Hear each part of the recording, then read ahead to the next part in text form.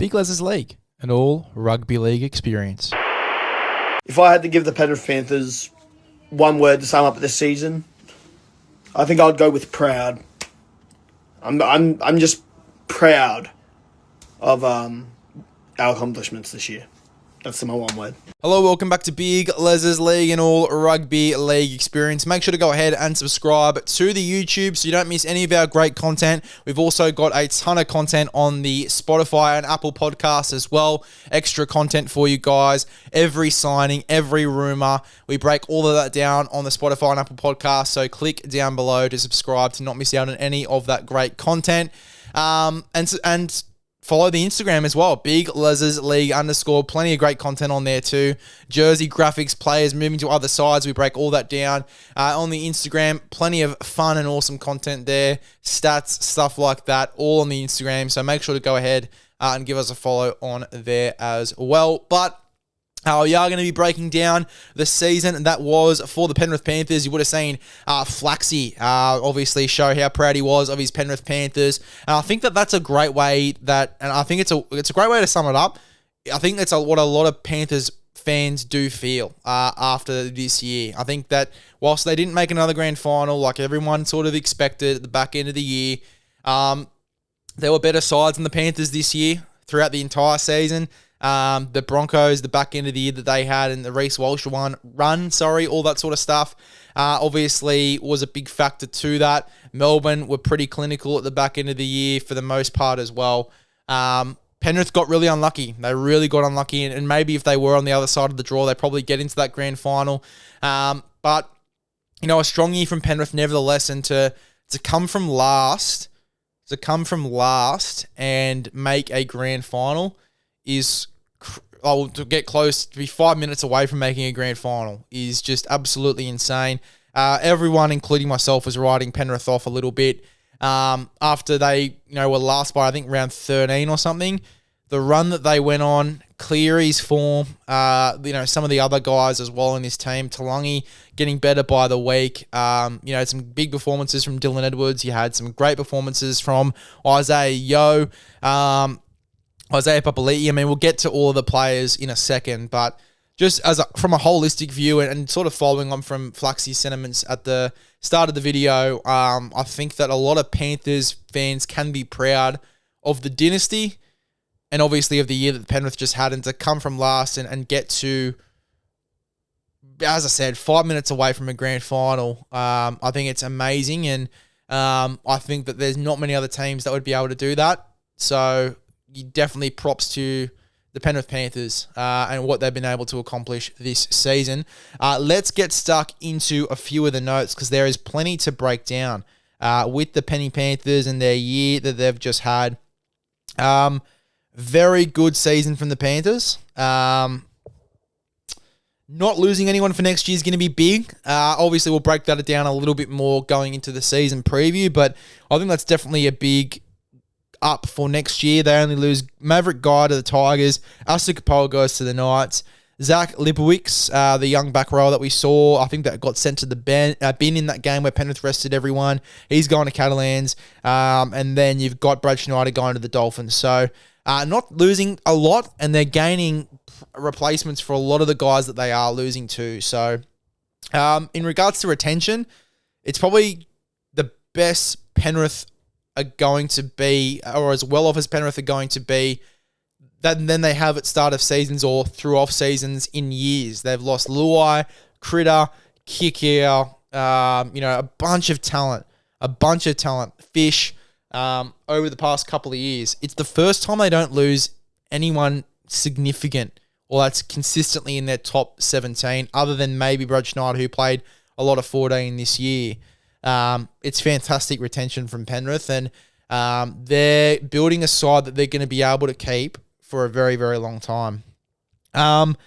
Cleary, pretty solid season for the most part. I think that the back end of the year, he was very crucial to that run that they had. And you know what? Like, we say that, but the run was started without him. He was out injured at the point that they were on this run as well. So, and obviously out due to origin duties and stuff like that as well. You've definitely got to take that into account. The run was pretty much started without him. He came in and had a pretty decent say on that run, but that run was started without him. And it was started by guys like Blaze Talagi. It was started by guys like Casey Mclean. It was started by guys like Isaiah Papali'i off the bench. The guys that aren't the Mitch Kennys and the Nathan Clearys and the Dylan Edwards and the Isaiah Yos. It was started by the other guys, started by the benchies, started by the rookies, which was outstanding to see. Leota, Moses Leota, we definitely got to talk about it. Massive season for Moses Leota. Obviously, the storehead of that side in the pack, the alpha in that pack. After Fish left, there was a lot of question marks about whether Leota was going to be able to do it alone and if they needed another alpha in the pack. Not only did they not, but he created himself, or he shaped himself into that alpha and said, you know what, fuck it. Get on my back, guys. I'm going to lead this pack. And he definitely did. And some of his performances at the start of the year and throughout the entire season were outstanding. The stats don't really tell you the full story with Moses Leota, but his performances as the alpha in this pack were great. I think he played every game, bar maybe one, that game that they rested everyone. So yeah, big season from Moses Leota, and again, another guy that was very key to the run that they went on, because his ascendancy through the middle was outstanding, and just his toughness was really, I admired it, just sitting on the sidelines as a not so good front row myself. Henry Smith, Liam Henry and Lindsay Smith. Unreal as well. Off the bench, their impact. Smith starting, obviously, but Liam Henry off the bench. Towards the back end of the season, he was great and definitely earned his spot in that PM side. He's going to be a guy that over the next couple of years, you'll probably see pop his head through it and be a contender or be in extended squads for the Blues, certainly. And then, obviously, I think once he gets to about 26, 27, you probably see him in an Origin, in an Australian jumper as well. He's got that sort of potential. He was outstanding this year. Liam Henry, really good through the middle of the field. He gave real good impact, but as well a bit of a personality there through the middle. And they sort of lost that a little bit with Spencer Leniu leaving, but he's taken a little bit of that mantle as well. He's the grub off the bench. He's the guy that's willing to get down and dirty and potentially get in a bit of a scuffle with the other team. And I love that he's the dickhead in this side. And really strong season from him off the bench. Lindsay Smith played like a second Isaiah Yeo at stages throughout the year, especially when Isaiah Yeo was injured.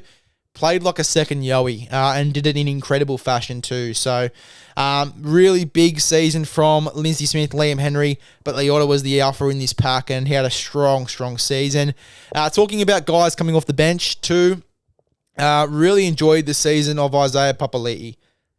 Massive year for him.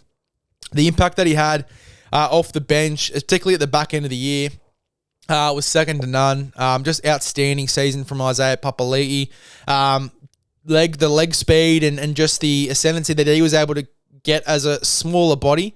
Because you got to remember, him at the Warriors and him now, completely different players. Over the past 4 years, Isaiah Papali'i, he has turned into a out-and-out middle forward, into probably a great edge forward, but an awesome bench impact forward with a bit of a smaller body. He's lost a ton of weight since leaving the Wars.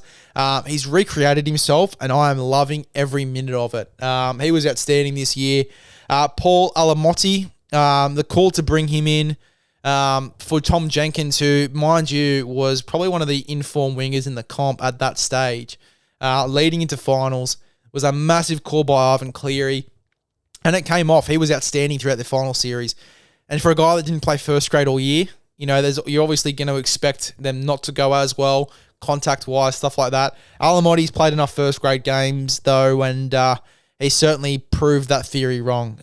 Just absolutely destroying blokes with his footwork, with his speed, mainly with his strength, just bouncing off blokes. He was outstanding. Absolutely outstanding. Paul Alamotti, the back end of the year. In saying that, Milky Jenkins, wow. For a guy that was playing Ron Massey at the start of the year, and he talks about his story on Bloke in a Bar, terrific podcast, just about the fact that he was content playing Ron Massey Cup. He was very happy playing Ron Massey in the Penrith affiliate side, and always had that aspiration to sort of want to go back and play NRL, but wasn't really expecting anything too soon. Had that meeting with Ivan Cleary, worked his ass off, gets a spot in that trial side, Played a bit of fullback at the start of the year against Melbourne of all teams, and had a really, really strong season. Really earned his way into that side, they sort of never looked back other than finals. He was great, just in the air. Just his trick bag is so full, and so he's got so much in his arsenal. You just don't know what to expect with Milky Jenkins. Big season from him. But the big standout for me in regards to guys that were unearthed in this team was Casey Mclean. Like, 19 years old. He's doing what he's currently doing for the Kiwis, but what he's been able to do this season has been nothing short of absolutely outstanding. I've really enjoyed the season of Casey Mclean as a 19-year-old with his body, the strength that he has, the speed that he has. Tongo, yeah, sure, not the best defender, but made Tongo look reserve grade worthy for New Zealand, just run straight around him, and obviously had that try where he took Junior Paulo with him for about 10 metres, as well as Roger Tuivasa-Sheck, two really good defenders, and slams the ball down. That's more so in the off-season, but throughout the season, he was scoring some pretty amazing tries and doing a lot of similar things to a lot of other teams. Casey Mclean, massive year. It is almost impossible to take him out of that side. I mean, you can't, and there's not really anyone else that's fighting for the jersey. So, Casey Mclean, he's a guy that's going to be in that team for the next 15 years. What a start to his career. Maybe even 20. You could say that Casey Mclean's going to be in this side for just short of 20 years. He's only 19 years old. Incredible stuff, and obviously with technology and how everything's working, players are probably going to play to the age of 40. He's going to be in this side for the next 20 years. That's just absolutely insane. We talked about it a little bit before. This time's getting a bit tired now. Blaze Talagi. Outstanding year from Blaze Talagi. Start of the year was a bit rough, and obviously they didn't play him at this. You got to remember, Jack Cole was the 5'8" in Vegas, and he was the 5'8" at the start of the year as well.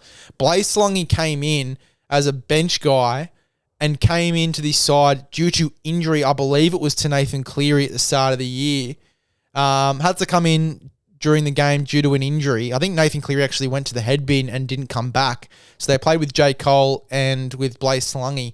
But yeah, what a incredible rise from then to now, where he is the next 5'8" for the Penrith Panthers, and he was always going to be that way. But the defensive concerns around him, Penrith, I guess, were really shitting themselves in the sense that they didn't really know what to do. You know, Jack Cole was obviously there, ready to go. He's a young half that's ready to go on that side. You had Bradley Schneider as well in that team, who can obviously fill a role temporarily if Blaze Talagi was, more of a fullback or a centre. But yeah, Blaze Talagi, how he's improved from then to now, outstanding, and it's night and day. His deception, his timing, and his unorthodox style of play too. You hear a lot of people talk about it, but he plays like a fullback in the 6. Roams both sides of the ruck. Really good second receiver. Very, very impressed with the season of Blaze Talagi, and he's only going to get better from here. Mitch Kenny, I mean, not a lot of people talk about Mitch Kenny, but his impact this year, his service, I mean, we saw how valuable Mitch Kenny is to this side in that game at the back end of the year against the Warriors. I think it was like around 24 or 25. Brad Schneider obviously had to fill in for a little bit with Mitch Kenny injured in that number 9 role, and the service was really subpar. It was poor. Luke Summerton was out as well, in and out of the team. So it was Brad Schneider playing majority of the 9, and the difference in the service and the intensity, rushing up in defense between him and Mitch Kenny is night and day. And Mitch Kenny, that's why he's so valuable to this Penrith team, and he's a guy that stayed in this Penrith team for years and years and years, and he hasn't been a guy that they've looked to get rid of for other guys. And there's a reason that he was the next guy in after Api Koroisau, and we've seen that over the past couple of years. And while I guess not a lot of people would have noticed it previously, because they look at Mitch Kenny as that average, just get through your work number 9. But that's what makes him so great. He gets through his work, and he gets through it in a high intensity, whether it's defensively, whether it's in attack. With his really good service, he just hits the mark every time. Mitch Kenny's impact this year was outstanding. Isaiah Yeo, solid year. Look, is it the best year in the past 4 to 5 years that we've seen from Isaiah Yeo? No, but it didn't have to be either. This guy's played, and all of these guys have played 5 straight seasons. The fatigue's going to be there a little bit. Did we see a little bit of that this year? Maybe, but Yoey, still a very, very solid year. It's the first time in 4 or 5 years he's probably not been the in-form lock. And again, that's okay, because him not in form is still an 8 out of 10. It's still a 9 out of 10, really, because he just puts in that effort for you every single week. His hands, just everything that he can do defensively as well for you. He plays big minutes, mostly 80 minutes a game. Isaiah Yeo, solid season from him. I don't think you can really point too much out there. Really good season from Isaiah Yeo. There's definitely a lot more to talk about. I'm just trying to sort of think. It's not really in my notes, but there is a little bit more to talk about here with this Penrith team.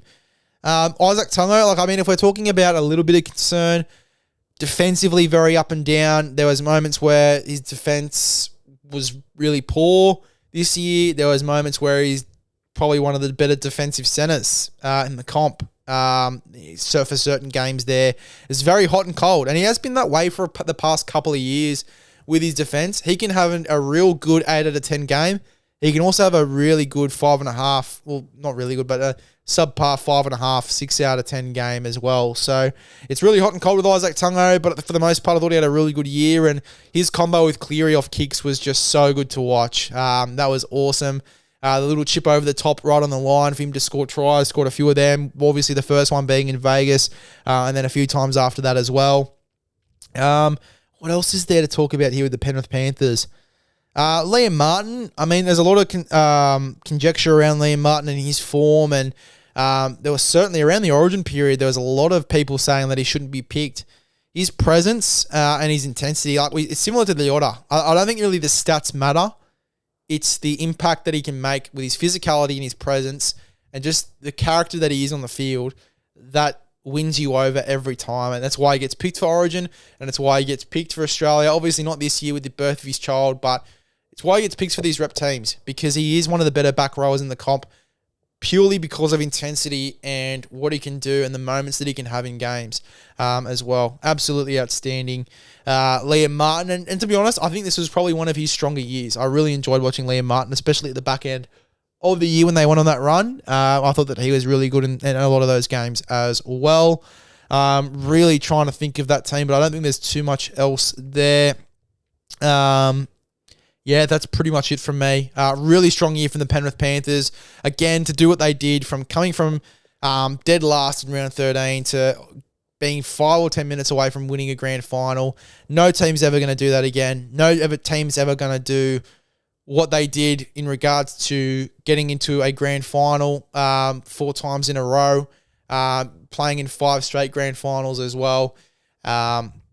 Just outstanding from the Penrith Panthers, and I think that they'll probably be the favourites for next year. I think that what they're building there is very special, and they're probably my favourites going into next year. We'll talk about that more during the preview. Subscribe to the YouTube, subscribe to the Spotify and Apple podcasts as well. Do not miss any great content. Follow the Instagram at BigLez'S_League_ we'll announce and post plenty of great content on there as well during the off-season. Interviews will be started very soon.